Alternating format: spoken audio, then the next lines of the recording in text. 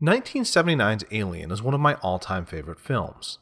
I love the way that it combines some of the best parts of science fiction and horror in one absolutely perfect package. Unfortunately, the more action-focused sequel, Aliens, has all but completely eclipsed the original film in our cultural memory, especially when it comes to sequels and adaptations.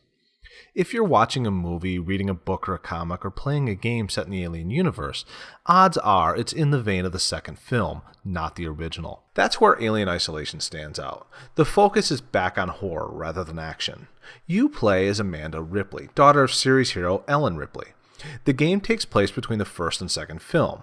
Ellen Ripley's ship, the Nostromo, is missing, and Amanda is desperate for answers. So when the Nostromo's black box shows up at the Sevastopol, a station deep in remote space, Amanda heads out to retrieve it. The Sevastopol is an absolute disaster. It's in the middle of being decommissioned, and most of the human staff has been replaced with creepy, faceless androids. Making this all the worse is the fact that the alien is stalking around the corridors of the station, killing anyone unlucky enough to come across it. And that's where you start. You arrive on the chaotic, partially shut down station, separated from the rest of your crew. Your goal remains the same, learn the fate of your mother, only now you have to add the challenge of surviving the not insignificant dangers of the Sevastopol to get there. That's a lot to overcome, and Alien Isolation is a very, very difficult game.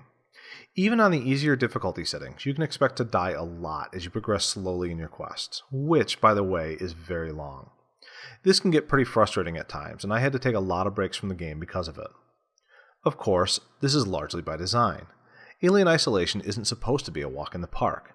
Surviving the titular alien is supposed to be very difficult. I do, however, wish the game was a bit shorter, as that would have made the frustrating segments that much more palatable.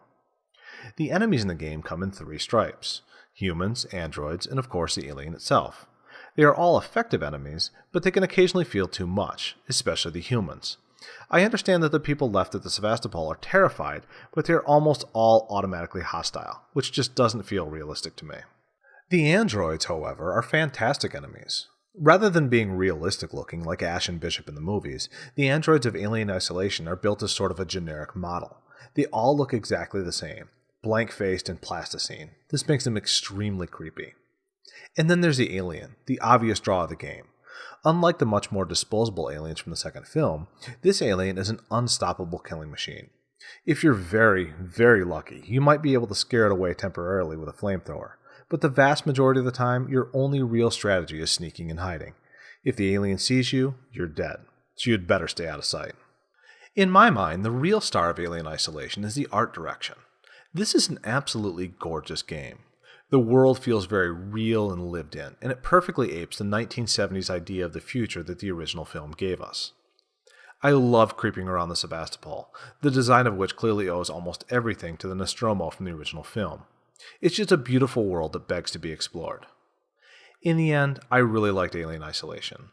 While it was a bit overlong, it's a fantastically realized world that captures much of the magic of the original film.